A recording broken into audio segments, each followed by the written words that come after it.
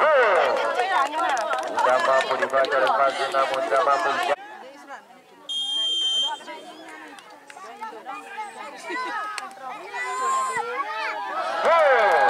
cukup keras bagaimana eksekusi yang berhasil.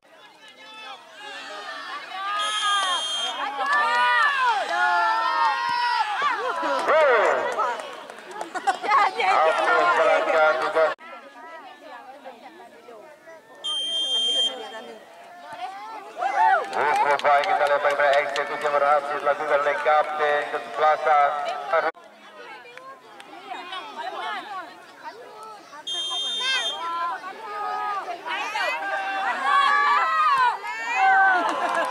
Hasil kembali jalankan sebenarnya kita lihat penunda bagi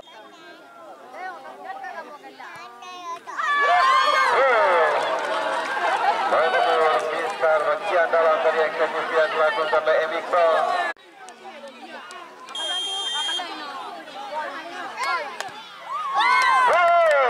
Sudah mampu dibaca namun tidak mampu dijangkau oleh seorang Fazil.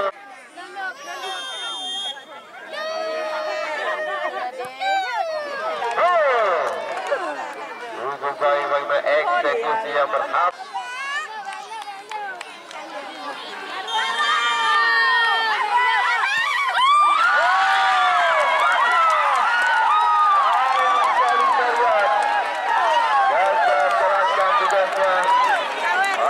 Eksekusi yang dilakukan oleh kapten Suasana mampu ditahan oleh penjaga gawang.